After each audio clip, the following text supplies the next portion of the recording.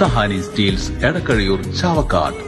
Alukkaran jewellery Muthuvattur, Chettuva road Chavakkad, Chettuva road Vadanappally, Orumanayur. Kadappuram പഞ്ചായത്തിലെ കുടിവെള്ളക്ഷാമത്തിനെതിരെ ശുദ്ധജല ടാപ്പിന് സമീപം റീത്ത് വെച്ച് SDPI പ്രതിഷേധം.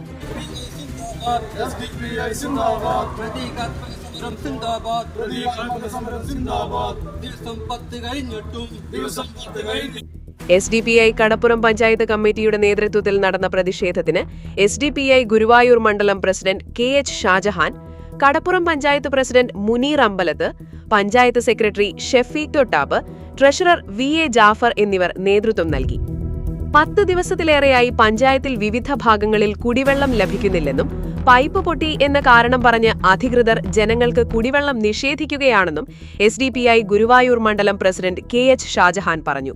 കടപ്പുറം പഞ്ചായത്തിൽ 10 ദിവസത്തിലധികമായിട്ട് വാട്ടർ അതോറിറ്റി നൽകുന്ന ശുദ്ധജലം നിലച്ചിരിക്കുകയാണ്. പൈപ്പ് പൊട്ടിയെന്നുള്ള നിസാര കാരണങ്ങൾ പറഞ്ഞിട്ട് തന്നെ ദിവസങ്ങൾ ഒരുപാടായി. നൂറുകണക്കിന് ആളുകളാണ് വാട്ടർ അതോറിറ്റിയുടെ ശുദ്ധജലത്തിന് വേണ്ടിയിട്ട് കാത്തിരിക്കുന്നത്. അതുകൊണ്ട് ജനങ്ങൾ ഒരു പ്രയാസത്തിനും ദുരിതത്തിലാണ് കഴിഞ്ഞുകൊണ്ടിരിക്കുന്നത്. ഇത് കണ്ടില്ലാന്ന് നടിക്കുകയാണ് അധികാരി വർഗ്ഗങ്ങൾ.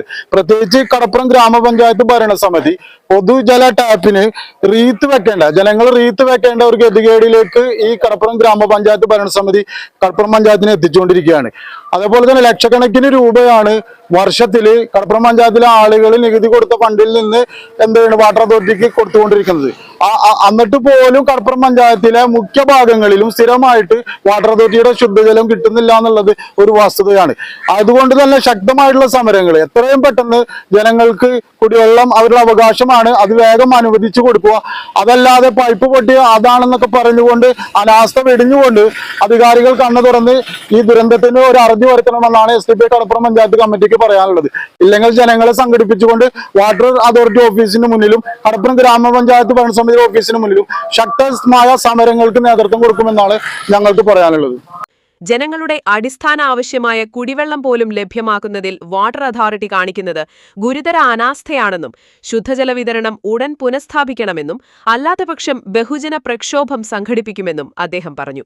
സ്വർണം പണയം വെക്കുന്നതിന് താങ്കൾ എന്തിന് അധിക പലിശ നൽകണം?